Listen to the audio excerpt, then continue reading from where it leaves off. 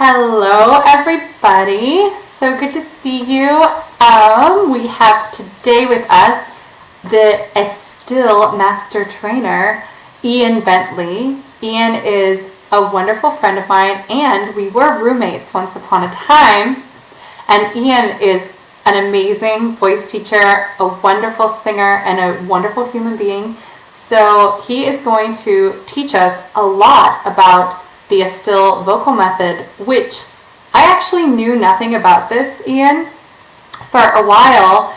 And then somebody said that something I was doing in my teaching was like Estill, and they said, "Oh, did you study Estill?" And I said, "Wow, what is Estill? Like, I need to go look that up." And I Googled it, and it's interesting because you can find a little bit of information about the method, but not a lot. Mm-hmm. So I became very curious, and then I reached out to you, and I said, let's have a conversation about this, and let's do it live. And here we are. So Ian, it's exciting. I've never done a Facebook Live chat before, so super exciting. First time for everything. Yes. So Ian, tell us a little bit about how you came to the Estill Vocal Method. Oh, sure. So my background is mostly as a performer. I grew up performing. I went to school for musical theater and then opera, did some of the young artist programs and things like that. But I started teaching when I was in grad school. I had a teaching assistantship. I had a private studio at the university, and I did a group voice class, and I loved it. I loved teaching, and little by little over the years, I guess I would say I just started teaching more and more and performing less and less. And now teaching is pretty much all I do. So I guess I had been teaching for several years, and I just thought that I didn't really have enough skills to fully help my students. There was still a lot about the voice that was mysterious to me. And you know, if this was like a tenor or maybe a baritone coming to me that had similar problems, and you know, I would do what my teachers did with me, and potentially I could help them. But what was happening was I had a lot of people coming in that were wanting to belt. I had people coming in, you know, I'm in the East Village. I had people that were like gigging around there in the bars and the clubs and everything, and they're wanting to make different sounds. And I just didn't really feel like I had all the tools to be the most helpful that I could be. So I kind of just took it upon myself to start doing classes and workshops and everything. So I did some classes with the New York Singing Teachers Association. I did the CCM Institute down at Shenandoah with our old friends, Matt and Jackie. I did Lisa Popeil's program. I did the Summer Vocology Institute with Ingo Tietze out in Salt Lake City. And they were all wonderful, absolutely. And you know, there are things that I still use from all of those. But I've got to say, the one thing, the program that I did that really just kind of revolutionized the way I think about the voice and the way I teach the voice, and I found by far the most helpful, is Estill. So what is Estill? Yes. So, okay, so Estill is, I guess you would say, a system of voice training that was developed by an opera singer named Jo Estill. And the story goes that she had this kind of natural talent. She had this beautiful operatic instrument, but she really didn't know how she was creating the sounds that she was creating. So she went from teacher to teacher, and she was essentially asking, how am I doing this? How am I doing this? And nobody could answer her. So it really remained this mystery. And eventually, and it was somewhat later in life, she was in her 50s, it was in the 1970s, she enrolled in classes at Syracuse University, near our old alma mater. And she enrolled in classes in the speech and hearing department. And she started working and doing research in the voice lab there. And it was really out of all of this research that Estill grew. So that's a bit of the history. In terms of what it is, in Estill, we separate the entire vocal mechanism into 13 different parts. Okay. or in Esto we call these figures. Mm-hmm. And each one of these figures can be moved independently, Okay. and they can be moved into different options. Mm-hmm. And depending on the different option, it's going to give us a different sound. Okay. That's like the first part of Estill. Okay. And then the second part of Estill is when all of those different options can be combined in different ways. Essentially, we're like shaping the vocal tracks differently. Okay. And that's giving us our different voice qualities. And we have 6 voice qualities. Right? So we have the voice figures are the parts, and then the qualities are kind of like the recipes. And, you know, and I would say I think it's so helpful. It's really, really grounded in science. It's clear, it's concise information. I think it can clear up a lot of the mystery around the voice, which then I think can really empower singers and speakers, you know, any sort of voice user, really give them more confidence in their performance. I think it can give people more options. It can help people sing in different styles. And as a voice teacher, I think it can give us all more tools to be more helpful with our students. That's awesome. So what is an example of an Estill figure? Did I get that right? Estill figure? You did. Yeah.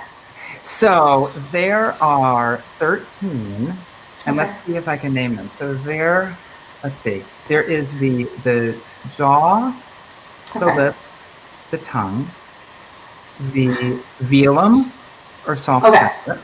Right, exactly. Yep. Okay. Then we have our true vocal folds. Okay. Right, and those we have 2. We have our true vocal fold body cover, and we have our true vocal fold onset offset. Okay. How we're starting and stopping the tone. Okay. We have our false vocal folds, our areocladic sphincter. Okay. We have our thyroid cartilage, our cricoid cartilage. Okay. We have the larynx itself. Okay. And I think that just leaves our anchors. So then we have our head and our neck anchor and our torso anchor. Okay. Can you give me some examples about how you isolate those and kind of work those? Absolutely. So let's take one of those. And I think that'll probably clarify a little bit. Let's do a weird one. Let's do one that like is not so obvious. The people are like yeah, well, why don't we do, so let's do, I know, what is all this? Let's do true vocal fold body cover. Okay. Right? There's a comment, but Estill is great. I love that it seeks to use a common language that has concrete meaning, less visualization and nebulous ideas. Yeah. Absolutely. Cool. Absolutely. So what true vocal fold body cover. So our vocal folds, we know, right, are in our throat. 2 kind of flaps of tissue that vibrate together. This makes sound. This is the source of the sound. And the thing is, they can vibrate together different ways. So they can be, and in Estill we have hand motions, right? So they can be thick. These are our thick folds. And that gives us like E, kind of like a louder sound. There we go. You would pitch it anywhere, right? And maybe if you want to try it with me, that's great. Gives you like maybe a little bit of a glottal onset. E. Yeah. E. That's pretty thick. Okay. And then they can kind of stretch and thin out. Okay. And then it's just like the edges that are vibrating together. And that gives us a kind of like a softer, gentler kind of sound. Okay. That's pretty thin. Yep, so thick and thin. And then another option would be they can stretch so much that they get like taut, right? And that's when in Estill we say stiff folds, there's air passing through, and then this gives us like a breathy sound. So that would be. Am I doing it right? Julie, you are a pro. That's our Marilyn Monroe voice, right? That's what I would say. Happy birthday. Exactly. To you. Yeah. And then our last one is, we call it in Estill flap folds. And this is when the vocal folds are just kind of pulsing together irregularly. And this is what most people would probably call like glottal fry, right? That's our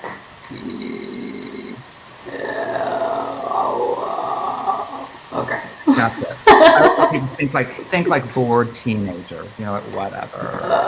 Whatever. Won't do that. Yeah. Yeah. Okay. Yeah. So those are our different options, right? We have thick, stiff, slack, or Okay.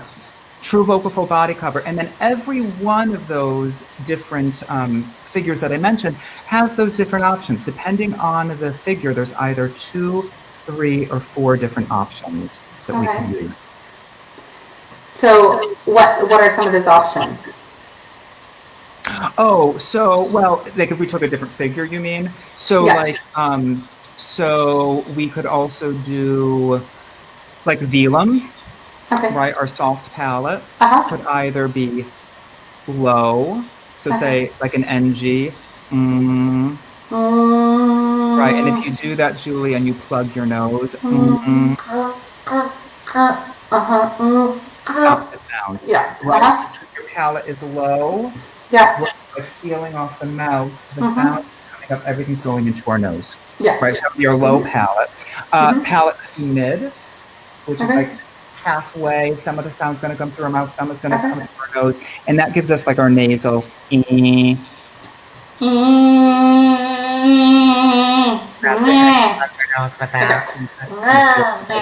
in cartoon voice. Okay, got that. Yeah, and that's good for character voices, right? If you want, you know, sometimes pop music and musical theater and all that, you do hear names out. So good to know. And then the one like that we probably use the most often, and certainly in classical music and opera, would be our lifted palate or our high view, right? Yeah. So that's when we could think inner smile, back molars are pushing up a little bit into our skull. And do that and plug your nose. And the sound doesn't change, right? When you plug your nose like that, you don't feel any of that pulsing. So that's your high palate. So that would be another one. And again, each of those have those different options, and then we combine all of those different options in different ways, and that gives our voice qualities. That's awesome. Can you tell me about a couple weird ones? Is the areoepiglottic sphincter, is that in the realm of twang? Is that what you would say controls twang? Yeah. That is. So I would say, so areoepiglottic sphincter is what is like the primary component, I would say, of our twang recipe. Okay. And what that is where the areoepiglottic folds kind of, oh, actually, you know what, Julie, I have this is my Estill Make It Move larynx. Yes. Right, so I love it. Bigger than our normal larynx, but it's our epiglottis. So that's the bass larynx right there. I'm looking at myself in reverse through this image. Really. But come into the, yeah, there you go. There we go. So this is the folds kind of pull the epiglottis back or down, and it narrows that space. Oh. And that's when we get nya nya nya nya nya. Nya nya nya nya nya. Right. I always say like teasing bully, right? Na na na na na na. Na na na na na na. Right, or cackling with nya. Right. Okay. Right. So that's so areoepiglottic sphincter, or AES we call it. That would be narrow. Because when the epiglottis gets pulled down like that. And then wide would be just breathing, just relaxing. Oh. Yeah, swallow, and just feel that kind of. Yeah, and then just Okay. A, E. Yeah. Right, and then A, E. A, E. Yeah. Yeah. So, does this go along with the Estill's 6 voice qualities, and what are those, by the way? Yes. So the Estill voice qualities, again, are when we kind of take all of these different options and combine them in different ways. I think of it as like ingredients in a recipe. Okay. And then our voice quality is like the recipe. Okay. So our voice qualities in Estill, we have 6. We have speech, falsetto, sob, twang, belt, and opera. Okay. Right? So Rather than, because it'll get super technical, rather than kind of like go through the whole list of different options and whatnot, do you want to try some of those out, Julie? Yeah, let's do it. Yeah, and let's do, so rather than kind of explain that, maybe let's just use some prompts to get there. So Okay. let's imagine like we're at a birthday party. Okay. And we're going to sing Happy Birthday. Okay. But we're going to sing it kind of as different characters. Okay. So the first character, we're going to pretend we are a bored party guest. Okay. We don't really want to be there. And furthermore, we are an untrained singer. Okay. Right? So we have never had a voice lesson in our life, and we're just going to sing Happy Birthday to you. Still sounds better than most people. Just saying. There's only so much I can think of. Okay. Happy birthday to you. I do better. That's pretty good. No, that's pretty good. Happy birthday. And just relax. You know, Happy birthday to you. Right. Happy birthday to you. We're a trained singer. Yeah, we kind of make all these adjustments. We're just super relaxed. Yeah. Right. Happy birthday to you. Happy birthday. Okay. Yeah. And then for our falsetto quality, let's pretend like we're a sweet little kid at the birthday party. We're maybe 5 years old. And we're going to sing but maybe there's a little bit of that breathiness in our sound. We're going to sing Happy Birthday to you. Happy birthday to you. Good. And can you try it just a little bit lower, maybe? Happy birthday to you. Yeah. Happy birthday to you. Okay. That's perfect. Okay. That would be our falsetto quality. Okay. And then let's go to your favorite, Julie. We're going to go to our twang, right? So now there is like a not so nice kid at this party. There's a boy, right? And he or she's going around to all the other kids and we're saying, na na na na na na. Na na na na na na. That's it. So this is kind of like our AES we were just talking about. And we're going to sing, Happy Birthday to you. Happy birthday to you. Yeah. That's it. There's your twang, right? So we've got twang, we've got falsetto, we've got speed. Let's do sob. Okay, so now maybe you're one of the kids that this bully is confusing and you are so sad about it, right? You're crying, you're sobbing, and you're gonna sing Happy Birthday to you. It's super quiet, super simple. Happy birthday to you. Yeah. Julie, you're a pro. You're a natural. So there's sob, and then what does that leave? Oh, and then belt, right? So belt. Now we are a loud, boisterous party guest, right? So we've maybe, had a few drinks, and we don't care what we sound like. We're just going to sing Happy Birthday to you, kind of like we're calling it. Happy birthday to you. Happy birthday to you! It's like Elaine Stretch, right? You got it, yes. Yeah, and then, and that just leaves opera, right? Oh. So I think this group knows what opera is. I would imagine, right? So now you're just going to pretend like, well, you don't have to pretend. You are a trained singer at this party, right? And you want to show off your beautiful operatic singing voice, and you're going to sing Happy birthday to you. There you go. Happy birthday. Okay, got it. That's it. So those are 6 qualities. Mm-hmm. And, I would say, too, that the qualities can kind of morph, Okay. So we rarely do we sing an entire song just in one quality, right? Right. We kind of morph from one into another. We can kind of make adjustments to each one. But that kind of gives us a framework to us. Yeah.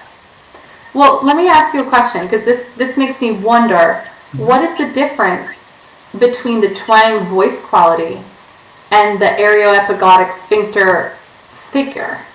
Right. So it's a good question. So the areoepiglottic sphincter, that narrowing is, again, like the primary component of our twang quality.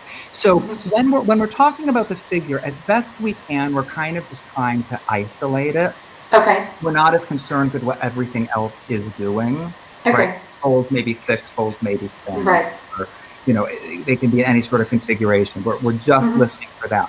When we're in our twang recipe, there is an actual sort of options that we're looking for in everything else. So the vocal Okay. folds are going to be thin. Okay. We're going to be relaxed in the body. Okay. We're going to be retracted with the false vocal folds, this sort of thing. Whereas if we're just listening to the AES, we're not worried about all that other stuff. Okay, so like, for example, could we, just for fun, try to optimize the twang based on those figures? Like how do we know that we're in thin vocal folds? Do you know what I'm saying? Like, I think so. So, well, what I would say is you could kind of build it, right? Okay. So, like, so that narrowing of the AES is what's going to project the sound. That's like in like opera, right? That's that squillo. That's squillo. Mm-hmm. Right. So that's what's going to project the sound. Yeah. Right. We don't need this heavy, thicker fold with that. Right. So perhaps, Julie, if you were to start with thin folds, like just give me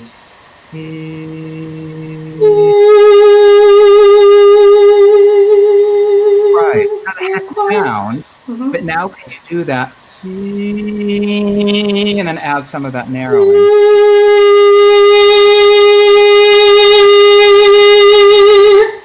Right. Kind of. Right. Yeah, that's the idea.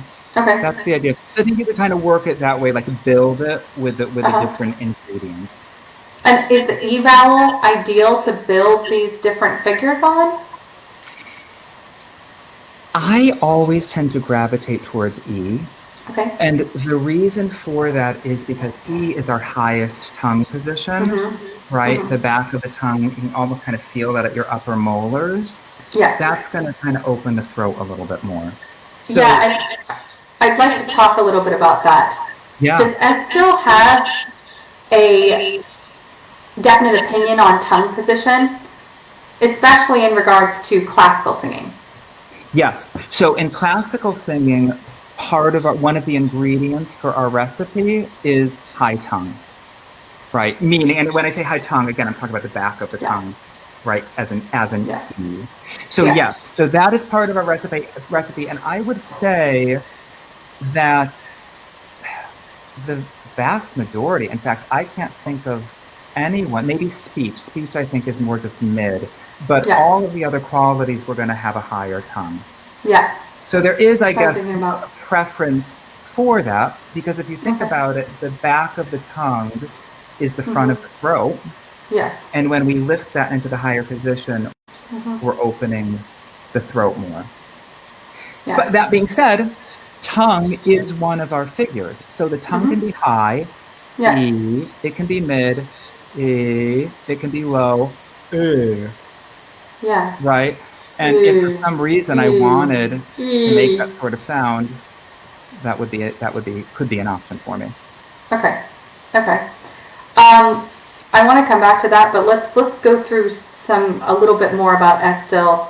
Yeah. How can you apply Estill in a voice lesson? Like, what do you do to kind of isolate these different things? What do you listen for? Yeah. Okay, so that's a very good question. So in a voice lesson, I would say it's much different than if you were to go to a course. But a course, you'll be there for 5 days, perhaps you're going to go through all of this information that I just went through.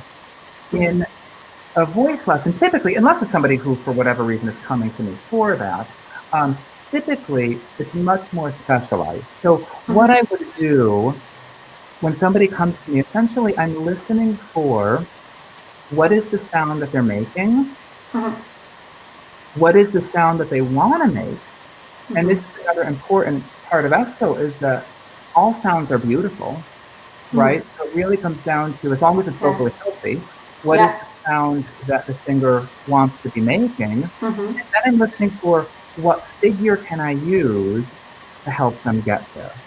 Okay. Right? So in other words, to give an example or two, like sometimes, say for instance, somebody comes into my studio and they're having trouble singing high notes. And they're finding that when they go to sing high notes, they're feeling a lot of like tension. They're feeling very tight in the throat. Yeah.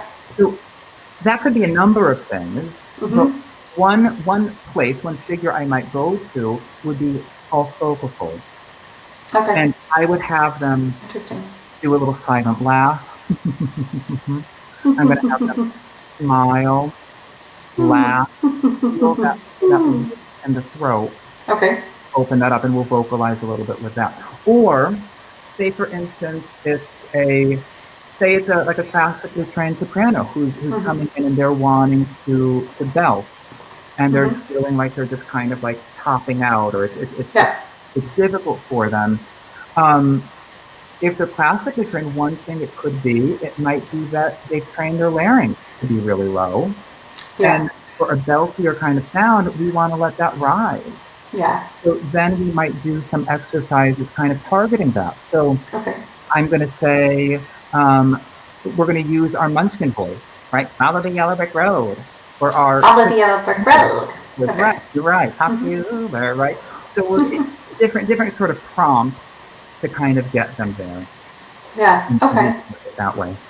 That's right. So what about when, like, for example, and I feel like this is a big problem in classical singing, is people come in and the sound is just too dark.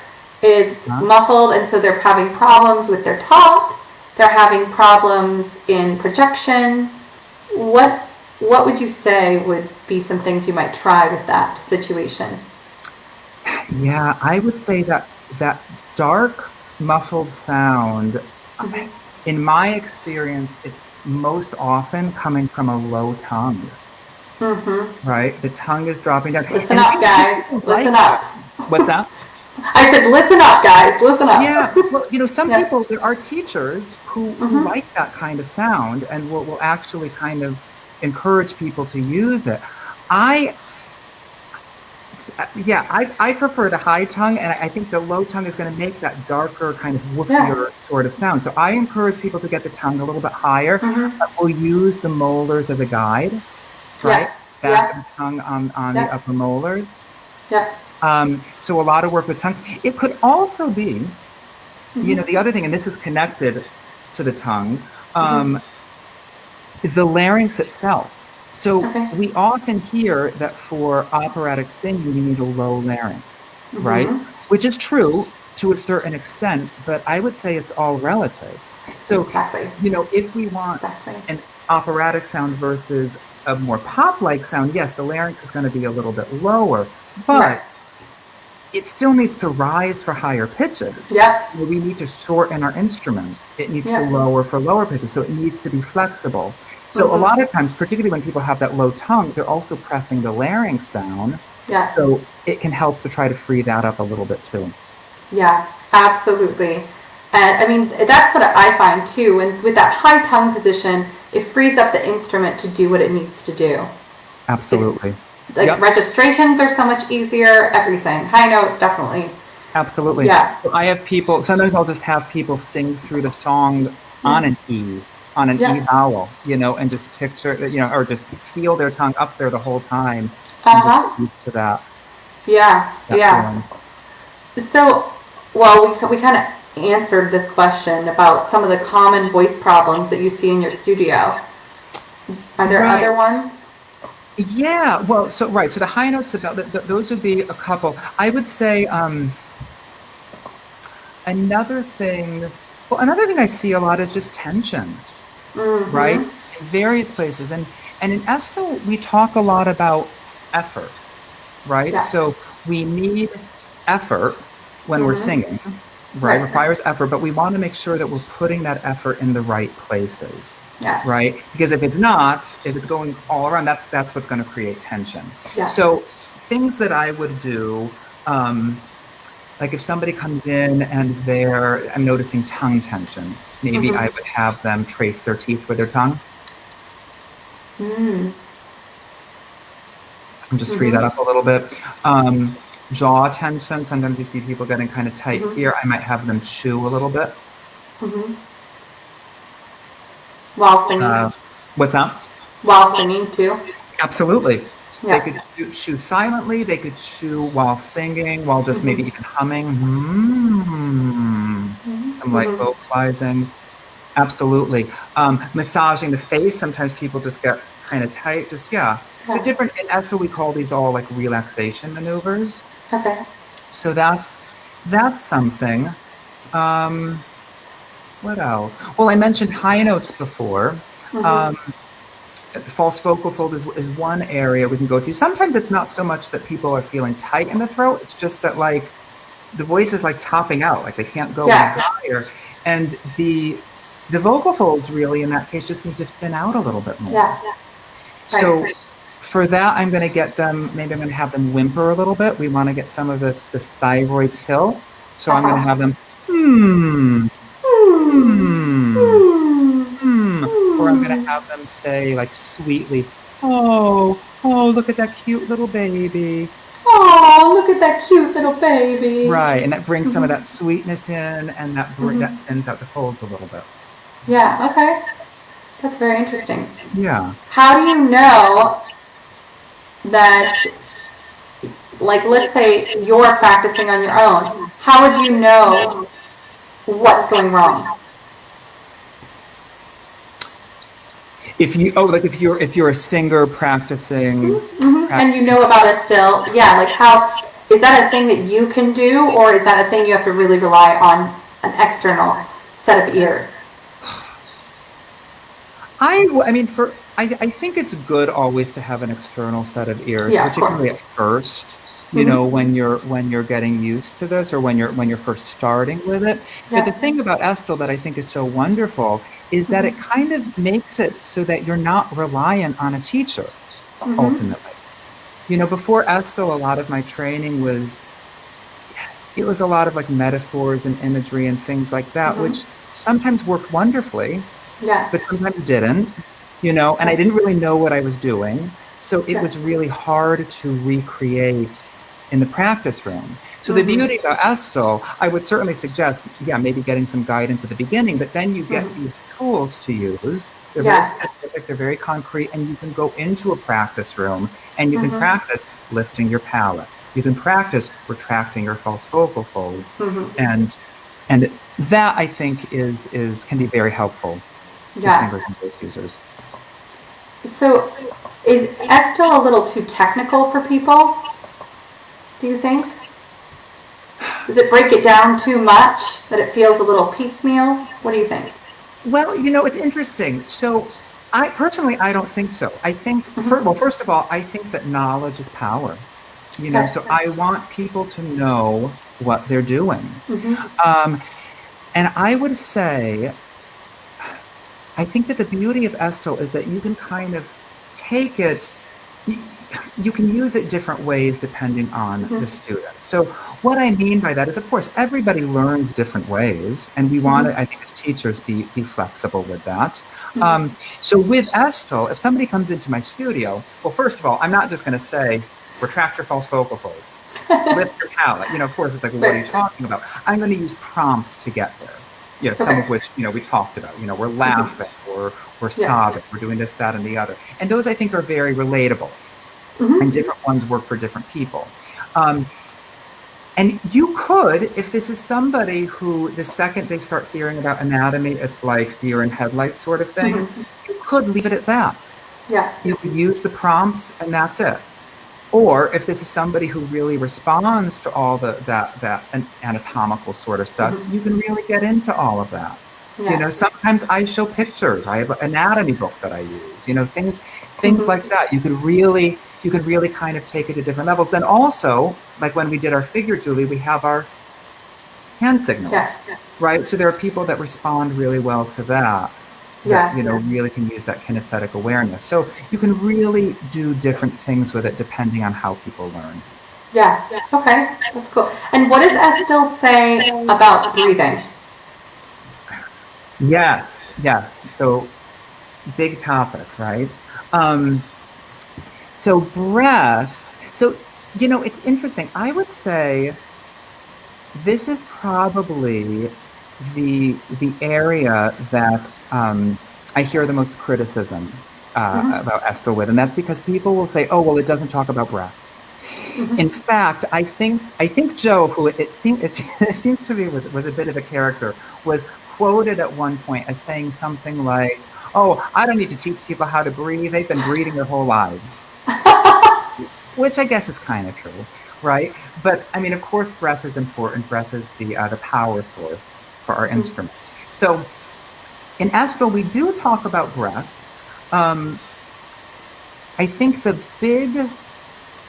big principle with breath is that we want what's happening with the breath to match what's happening at the level of the vocal folds. Okay. Can you explain that a little bit? Oh, yeah. Yes. So what I mean by that is that if you think back, Julie, to when we were doing our figure, our true vocal fold body cover figure, if you think about our stiff folds, I'm having trouble again with the backwards image. Here we go. Stiff folds, right? Our Marilyn Monroe voice. There's a lot of air in that. Yeah. Air is passing through the vocal folds. We need a lot of air to make that sort of sound. If, however, we want a beltier kind of sound, the vocal folds are thicker and they're closed longer, so we don't need a lot of air with that. And in fact, if I try to use a lot of air with that, if I push a lot of air onto that, that's not going to feel good. And it's going to kind of throw everything out of whack. So like people who want that kind of sound, I'll often have them exhale all their air first. Yeah. Right. Or I'll have them do like a little, I call it like a sippy breath. But that's it. Right, so we've got our high tongue, a little bit of breath, and then we're singing.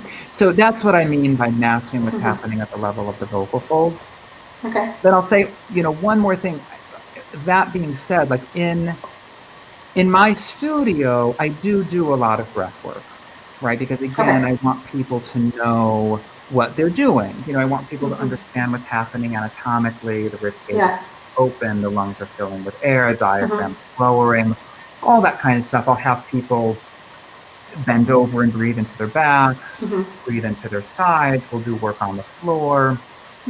All that. Even have a video sometimes I show that kind of illustrates that whole process.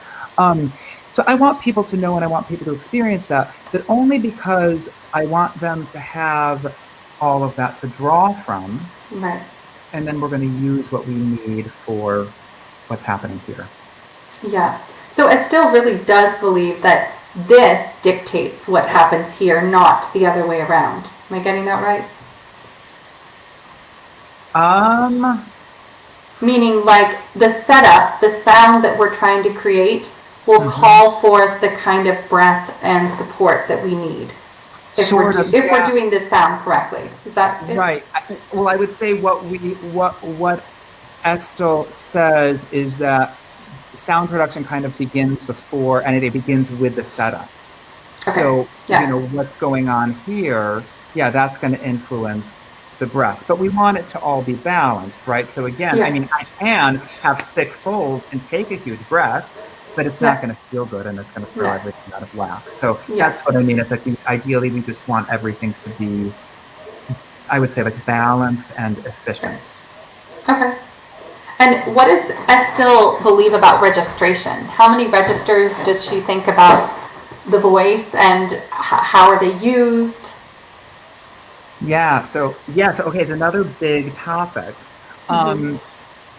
So in terms of registration in Estill, we don't really talk about registration. Oh, okay. We don't really use, like I always heard pre-Estill, I heard things like head voice, chest voice, right? Right. And that's what I learned in school. That's what I would say probably 99% of the teachers I worked with used. And honestly, that was always confusing to me. Okay. I don't know about you, Julie, but like because it's like head voice, chest voice, we know either way it's coming from here. It's neither in our head nor our chest, right? Yes, sometimes we might feel vibrations up here or we might feel vibrations down here, but at the same time, everybody's built a little differently. Yeah, So people absolutely. feel things different ways. I don't know that that's the most reliable thing Yes. to go by. So in Estill, we're more concerned with the organization of the entire vocal tract, right? Okay. So I have heard like people, to use Estill terminology, I have heard people say thick folds and thin folds. Yeah. And by that, they're what they're meaning is thick folds is chest voice, thin folds is head voice. And I would say that can be true. Often that's true. To me, that's a step in the right direction. But the issue with that is that we're kind of leaving out what's happening with the rest of the vocal tract. Yeah. So am I taking those thin folds, or those thick folds rather, and combining them with a high larynx? That's going to give me a different sound than if I'm taking those thick folds and combining it with a low larynx. Yeah. Am I taking those thin folds and combining that with a narrow AES? That's going to give me one sound, and then what's happening with the palate? Right. What's happening with the false vocal folds? So everything is going to influence it. And depending on that organization, some people might say, oh yes, that's head voice, or oh yes, that's chest voice. Yeah. But it changes. And this clears up a lot of problems too, because people, I know myself included, I would just assume if I was in a certain pitch range that I was in head voice. Or if I was in another pitch range, I was in chest voice. And without any thought of, was I functioning in a certain way in that pitch range? Yeah. So this is important. So I love that you brought that up, because that's, I guess, the other point about registration. And certainly the way that I learned it was kind of this ladder or this hierarchy, right? If we have chest voice on the bottom, then we have head voice, then we have falsetto. And the thing in Estill is that all of our voice qualities, we can make those throughout our entire range, right? So there's certain ones that might be more attracted to higher pitches. It might be easier to belt up high. It might be easier to do our falsetto quality up high, that you can really take that all the way through your range. Okay. What's an example of that? So if I were to do like, take falsetto in our falsetto in our Estill recipe. Yeah.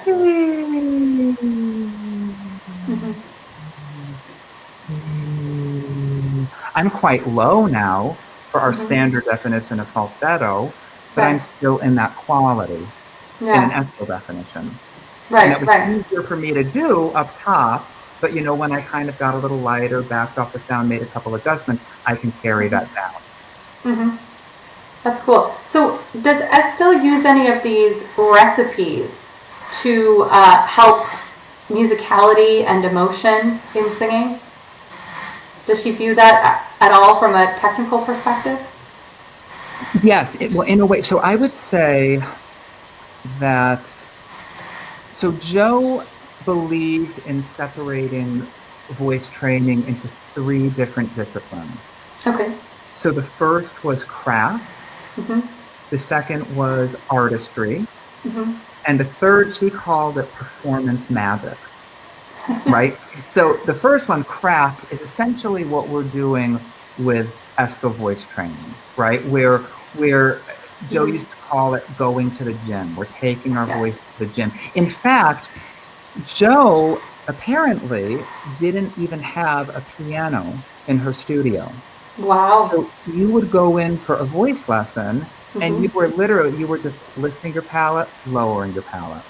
You were retracting the false vocal folds, constricting them. You were, doing these different options, right? So that's our going to the gym. That's our craft, and that's primarily, I would say, like what all of this, the figures and the voice qualities are addressing.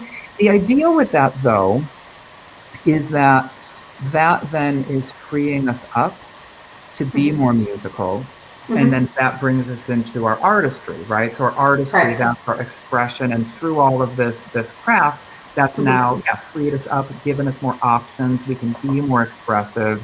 We can connect more to the text. It's also about like, obeying the stylistic rules of the genre, that sort of thing. And then that third component is the performance magic, and that's that like being in the zone, being present, charisma, that sort of thing. And does she teach that? Is that part of the training? My understanding, well, I think that like that last part is kind of that, I don't know that there's a way to teach it. I think all this other stuff kind of maybe helps that and influences it a little bit. But I think my understanding is that Zoe was more focused on the craft. Yeah. And then, yes, that then frees everything up to be more musical. So in terms of like my private studio, that's certainly what I do. We focus on the craft, we focus on the technique, but then I'm relating that all to repertoire, and we're using these different options to then bring that artistry in. Okay, that's great. Now I want to go through some common things that voice teachers say, and I'd love you to explain it in Estelle terms. Yes. Okay. Yes, let's do it. So, I can try at least. Yes, okay. Well, let's start with sing into the mask or place the tone forward. These things. Right. Yeah, so that's interesting. So that's one that I always heard, right? Sing into the mask, feel the buzz and all that. The issue I would say with that is that we can kind of do that different ways. Like it's not really clear. I don't think. Plus, again, everybody's built differently, so people will feel that to varying degrees. Some, I don't know, maybe not at all. I don't know. I would say in Estelle there are various figures that will most likely give us that kind of buzz there. So one would be, I mentioned before, the thyroid tilt. Okay. So thyroid is tilting forward, vocal folds are stretching. If I bring my little larynx out again, this is our thyroid cartilage, right? That's our, for men, the Adam's apple here, right? This is tilting forward. Okay. And then can you see the vocal folds are... And how do we do that? How do we isolate that? So you're going to whimper. Okay. You're going to meow. Meow. Meow. Meow. Ooh. Ooh. Look at that cute little puppy. Right, there's the sweetness in the sound. Okay, yeah. So that's something that might, give us some vibration here. Another thing is false vocal fold retraction. Oh, okay. Can give us some buzz. That's interesting. So false vocal fold retraction would be like I use. I'll tell people, like, pretend that you're at church or a funeral, or you're somewhere where it would be inappropriate to laugh, but you need to laugh. So you're like... Oh yeah, I can already feel it. Okay. And you feel that kind of... 8th grade math class. There we go. What's Takes me back. 8th grade math class. Yes, Takes me exactly. back. Exactly. And then you feel that wideness in the throat. So that's our false vocal fold retraction. That's what's happening here. But then often that will bring some buzzing here. Okay. Okay.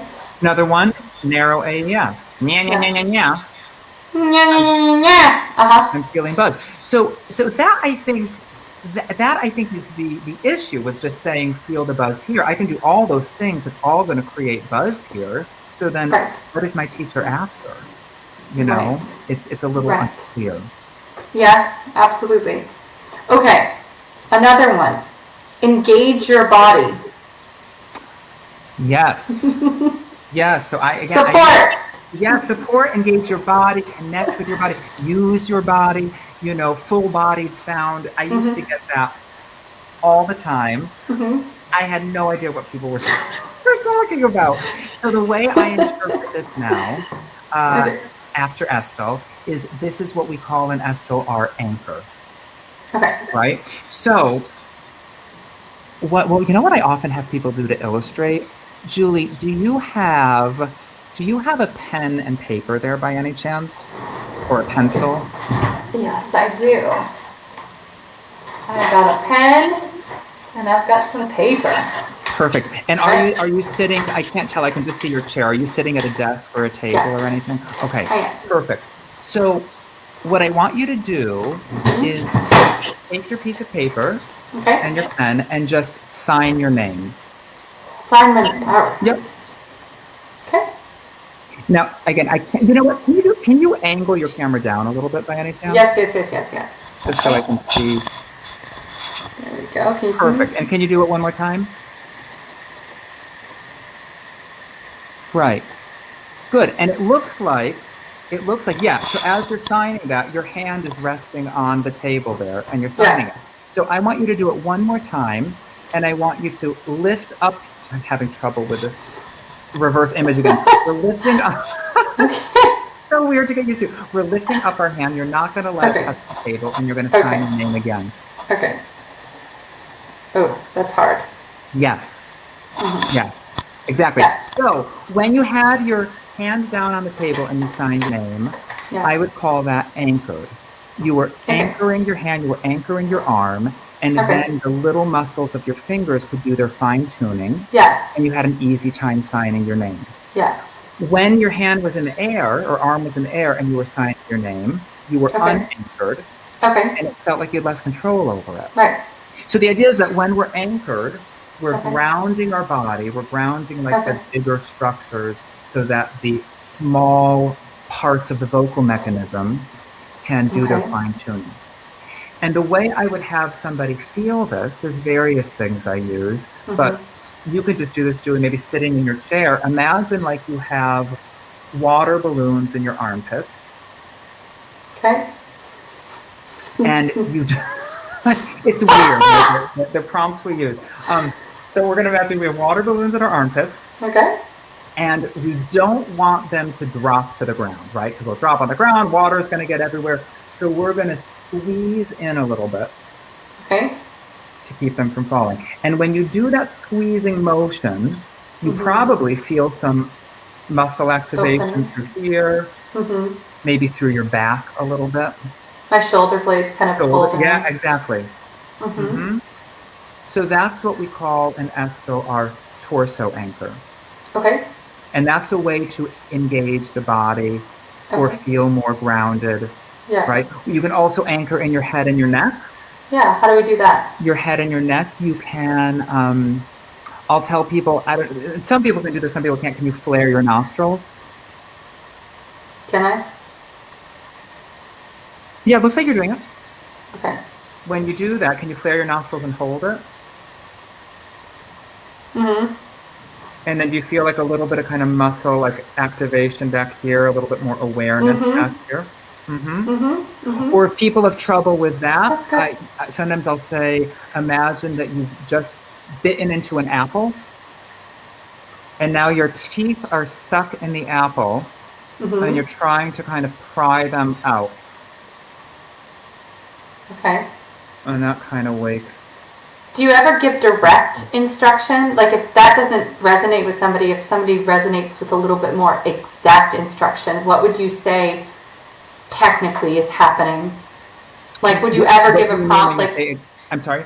Would you ever give a very specific prompt if somebody isn't resonating with like an imagery prompt and you could say like, okay, would you say retract your head and so, like would you say something specific like that or? You know, in practice, it's whatever works. I would say. Whatever works and everybody is different.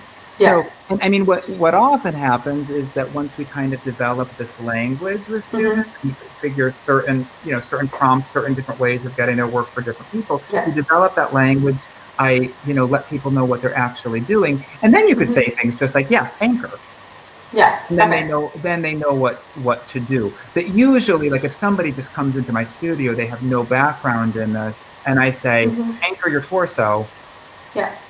What does that mean? So I try to be as flexible as possible. I try to have as many different prompts as possible, and anything and everything that works to get them there. So with this anchor, would you say that some people who might have a difficult time achieving this anchor, they go to sing and they've got this position great, like before they go to sing, then they go to sing and they're unable. Would you say that you have to maintain those larger structures kind of in a very strict and strong way to the person, or would you allow there to be some buckling of the muscles? But do you know what I'm saying? I don't know if I'm being clear. Yeah, no, I think you are. Mm-hmm. I think, again, it takes a little bit of getting used to. So Okay. it's understandable that as we're getting used to any sort of coordination, it's going to feel a little bit, Yeah. sometimes it's easier to do, sometimes it's not.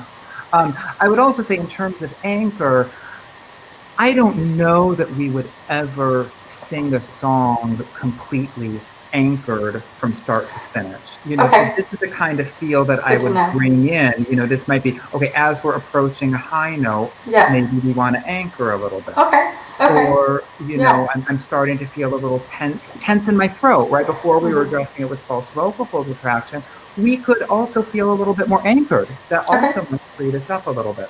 So Okay. I tend to use anchored a little bit more sporadically. Okay. And there's certain, if Yeah. we bring it back to like our voice qualities, there are certain qualities like opera, like belt, that are generally anchored qualities. Anchored. Yeah. And then there's certain qualities like speech, falsetto, that were more relaxed. Right. Right. Yeah. Okay, now my last one about these Yeah. common things that we hear. What about like spin the tone on the breath or connect with your breath? What does that mean in terms of Estill? Yeah, right. Connected to the breath. What was the I used to, there was a teacher I worked with that would say, like, your breath, imagine your breath is on like an air cushion, Yes. and hey, it's like, again, it's like whatever works. And if that Right. works for people, and that's worked for me before too, the Yeah. problem is sometimes it would work, sometimes it wouldn't, Right. Exactly. So I would say, well, to me, it's a couple things.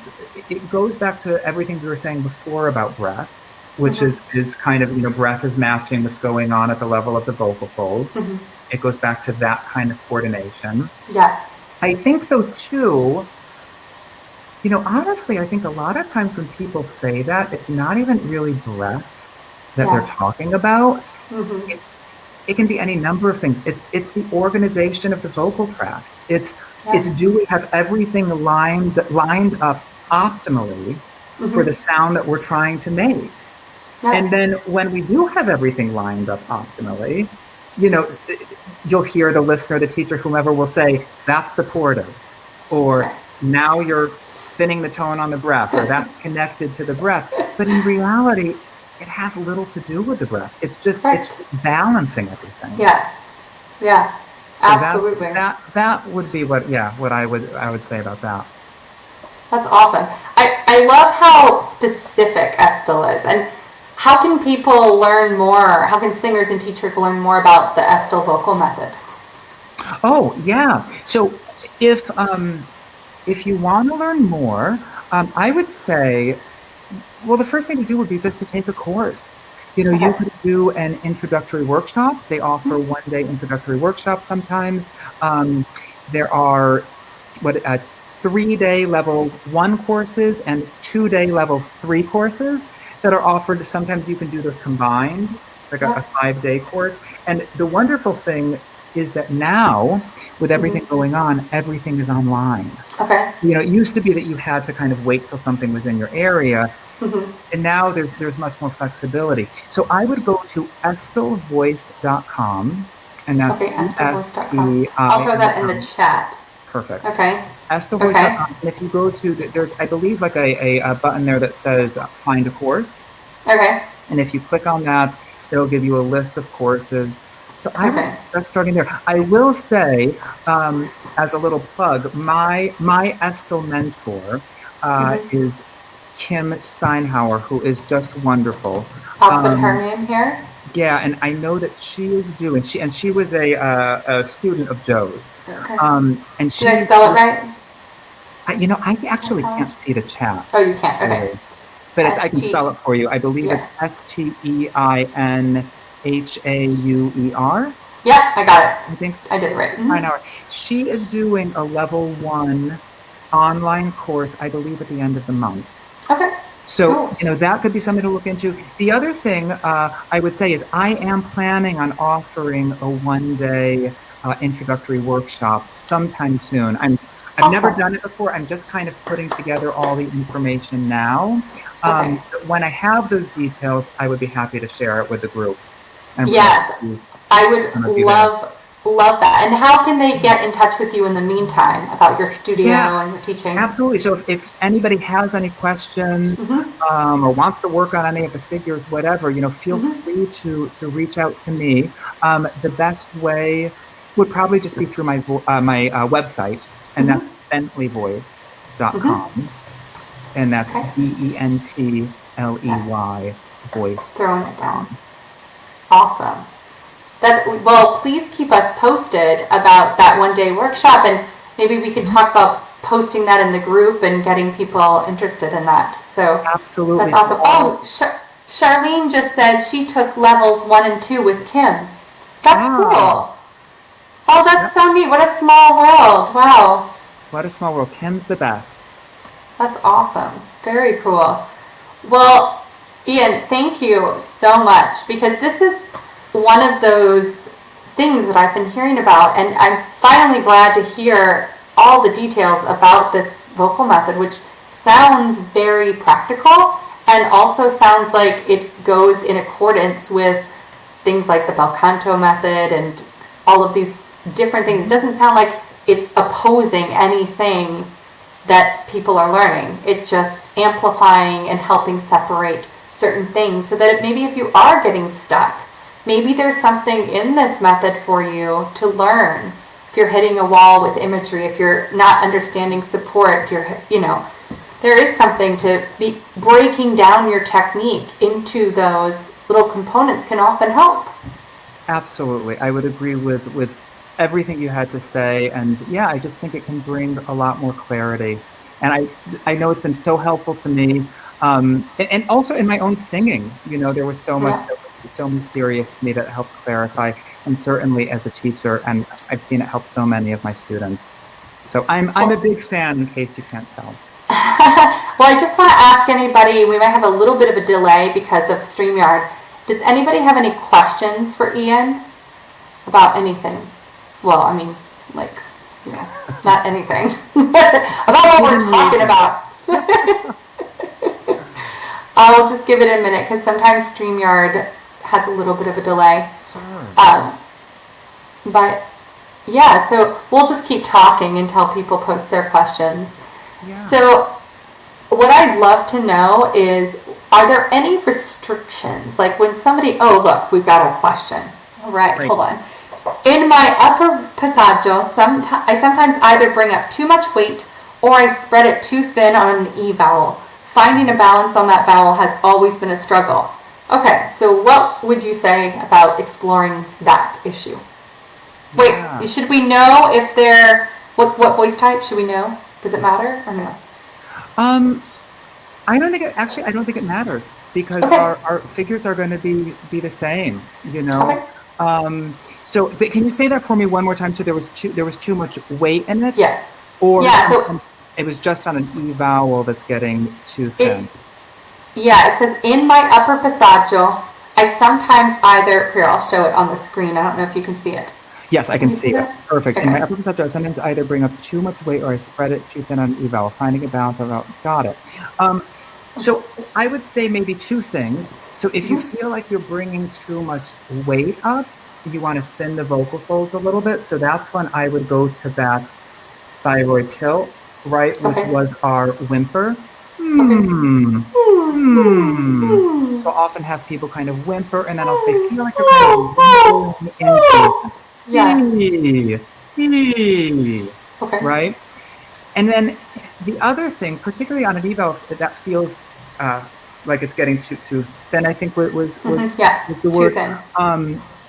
The passaggio is an area I haven't heard that word in Esto per se, but I know the term, right? Yeah. And it's an area where I would say the anchor could be particularly handy, because again, it's an area where we need to do this fine tuning. The folds are going too thick to thin. We're trying to get the coordination. So to anchor a little bit, do our torso anchor or squeezing the water balloon. Right. Yeah. Or sometimes I'll say squeezing grapefruits. We're making grapefruit juice, right? Or having our neck anchor, our nostril flare. So that could be another thing that could potentially help.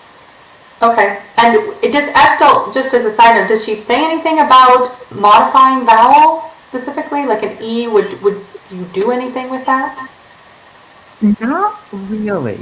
So I think my understanding and pretty much what I've seen from most singers I've worked with is that if we keep the tongue high, essentially in an E position, we really don't need to modify because we're keeping that space in it. Yeah. So that's usually how I approach it. Again, if in practice it's like whatever works. So if that's helpful to somebody, you know, I will say maybe think of the vowel getting a little vague or, you know, something like that. Whatever works. But generally, I approach it more from keeping the tongue high. Yeah. Okay. That's awesome. Well, and they just said, yes, it could definitely be an anchor issue. Thank you. Yeah. So thank you, Ian. My pleasure. Awesome. All right. Well, I guess we are a little bit over time, but that's okay. Thank you, Ian, so much for being here with us.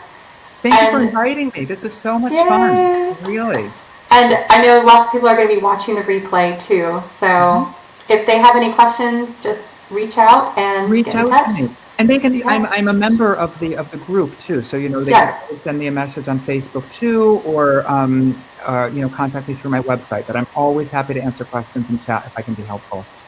Awesome. Awesome. Well, I'm going to end our broadcast here. So we'll say sayonara, everybody. Sign off. Bye, everybody. Julie, so good to see you.